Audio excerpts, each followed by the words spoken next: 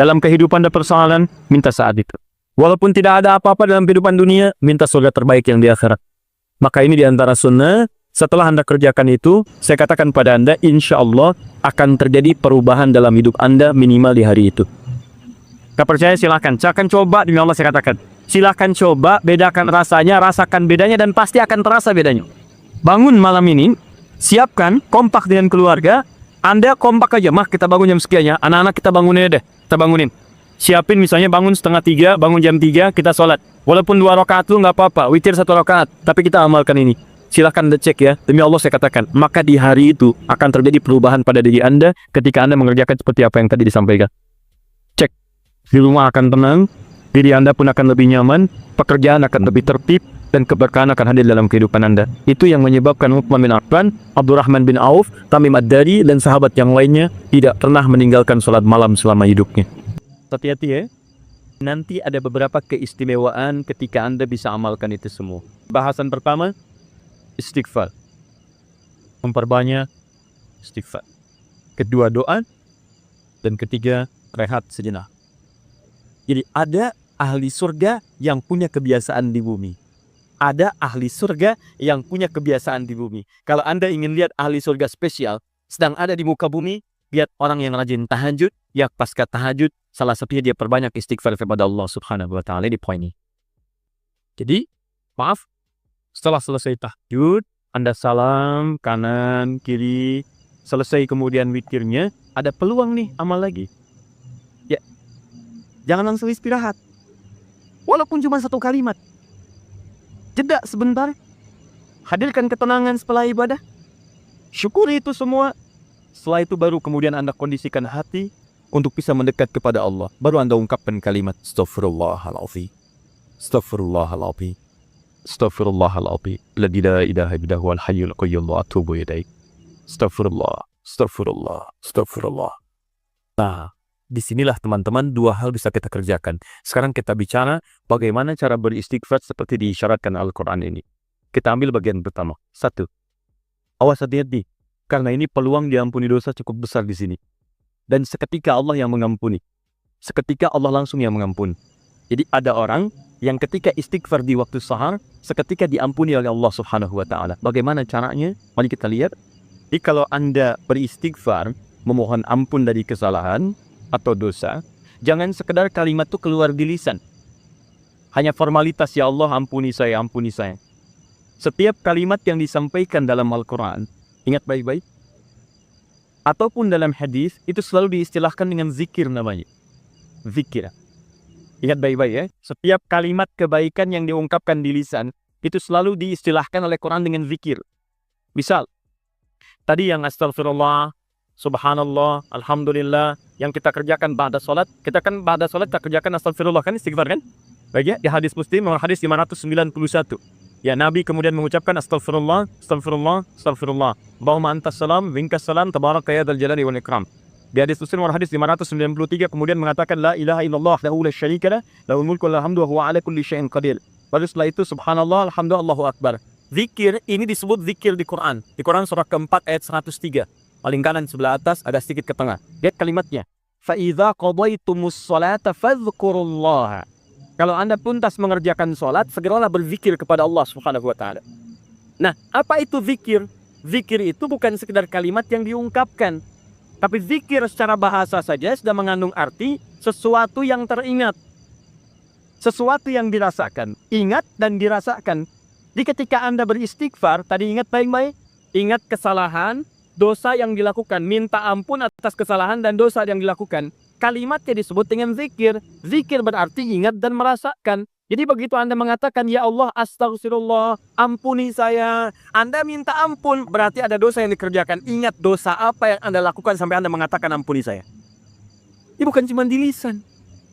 Ini begitu Anda istighfar, itu enak Pak. Di keheningan malam, saat tidak banyak suara bising, dan Anda menyadari kesalahan Anda pada saat itu. Begitu air mata Anda jatuh, tumpah saat itu, kemudian kalimat yang Anda rasakan seketika ampunan dari Allah itu turun kepada Anda semua.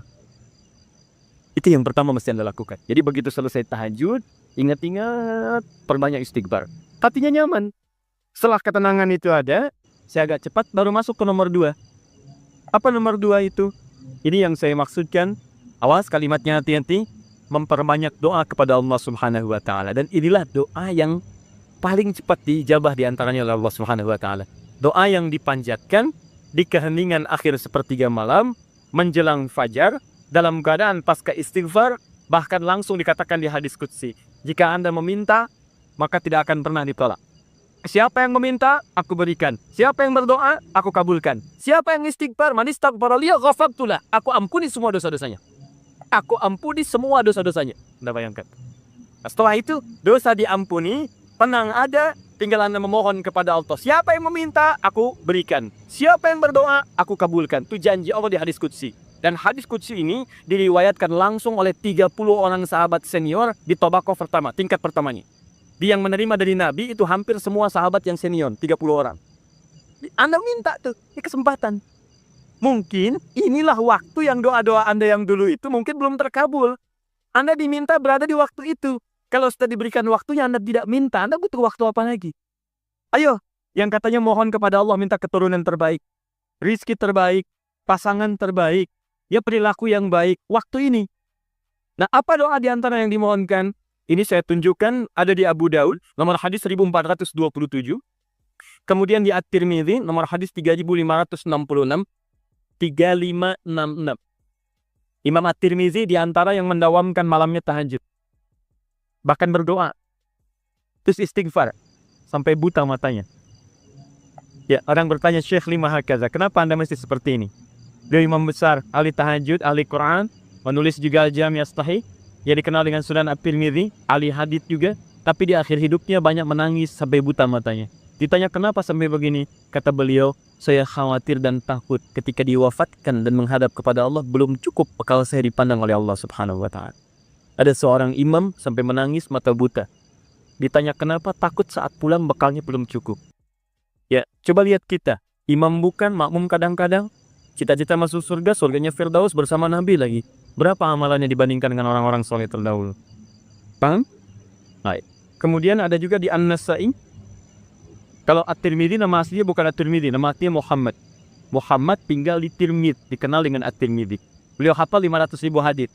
Ya, dan hafalnya lancar sekali, ringan mengucapkan, lunak menyebutkan. Sampai kata Syekhul Islam Ibnu Qayyim Al-Jauziyah mengatakan, kalau dulu ada Nabi Daud bisa melunakkan besi dengan tangannya, maka ini Abu Daud bisa melunakkan hadits dengan lisannya. Tadi At-Tirmidzi sudah. An-Nasa'i nomor hadis 1747. 1747. Kemudian Ibnu Majah. An-Nasa'i ini muridnya juga Imam Asy-Syafi'i, ya pernah belajar kepada Imam Asy-Syafi'i.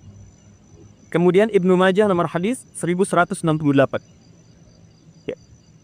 Semua hadis yang diriwayatkan oleh para imam ini sumbernya dari seorang sahabat, menantu Nabi sallallahu alaihi wasallam, yang juga sering dibangunkan oleh Nabi sallallahu alaihi wasallam untuk menunaikan salat malamnya, yaitu sahabat Ali bin Abi Thalib radhiyallahu taala anhu. Apa di antara doanya? Allahumma inni a'udzu biridhaka.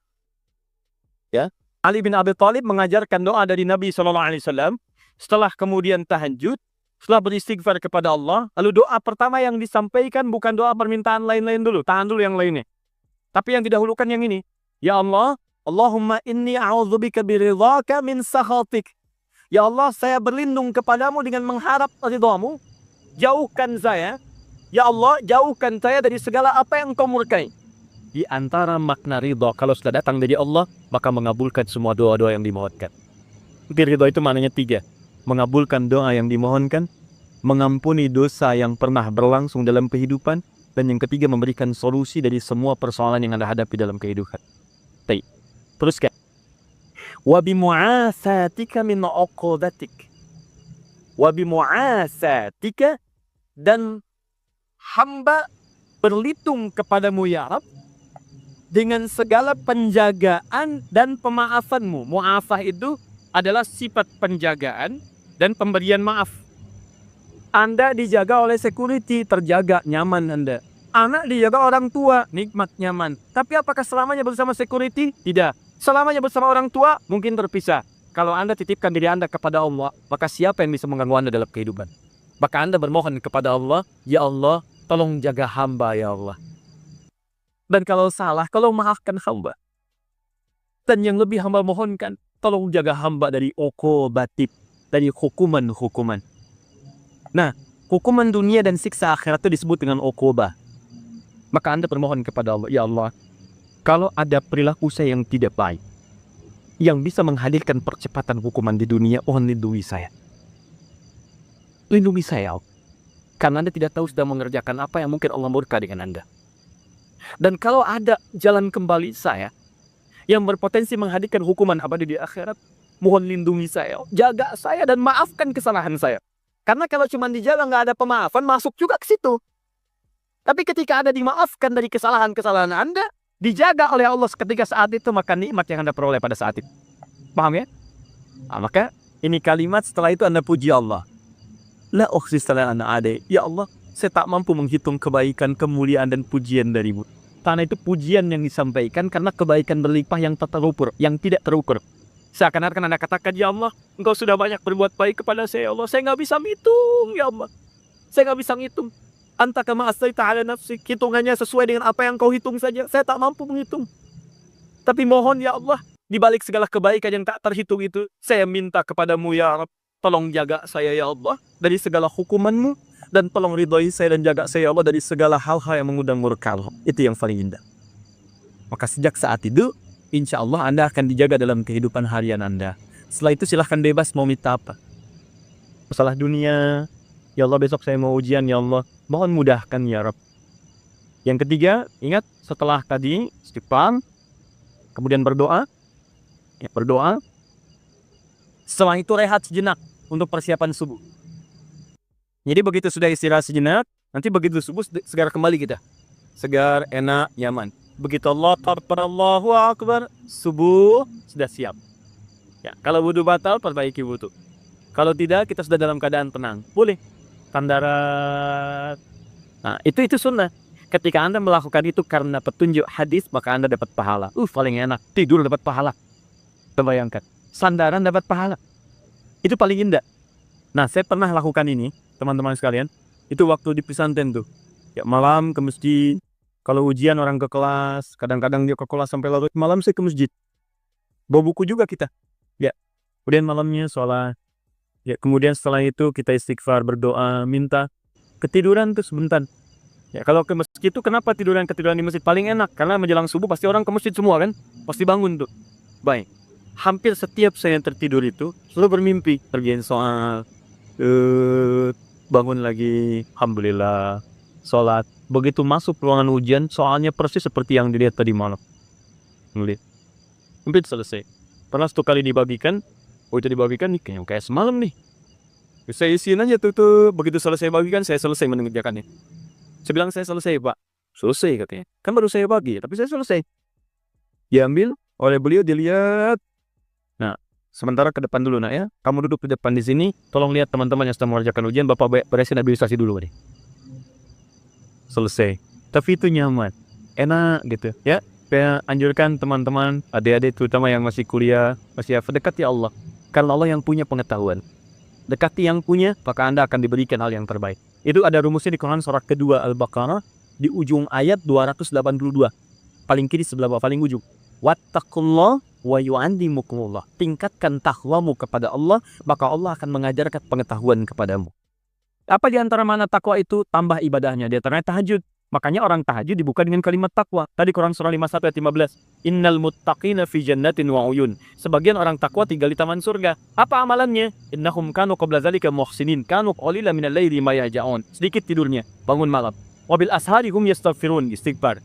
Nah, saya sarankan walaupun Anda dalam beraktivitas keseharian, setelah itu istighfar, sebelum rehat, perbanyak doa. Doa, maaf ya maaf sekali lagi. Kalau di pekerjaan ada kesulitan, minta saat itu. Di rumah tangga ada masalah, minta saat itu. Ya, dalam kehidupan ada persoalan, minta saat itu. Walaupun tidak ada apa-apa dalam kehidupan dunia, minta surga terbaik yang di akhirat. Maka ini di antara sunnah. Setelah Anda kerjakan itu, saya katakan pada Anda, insya Allah akan terjadi perubahan dalam hidup Anda minimal di hari itu. Gak percaya silahkan. Saya akan coba, demi Allah saya katakan. Silahkan coba, bedakan rasanya, rasakan bedanya, dan pasti akan terasa bedanya. Bangun malam ini, siapkan, kompak dengan keluarga. Anda kompak aja, mah kita bangun jam sekian ya. Anak-anak kita bangunin deh, kita bangunin. Siapin misalnya bangun 2:30, bangun jam 3, kita sholat. Walaupun 2 rakaat lu nggak apa-apa, witir 1 rakaat. Tapi kita amalkan ini.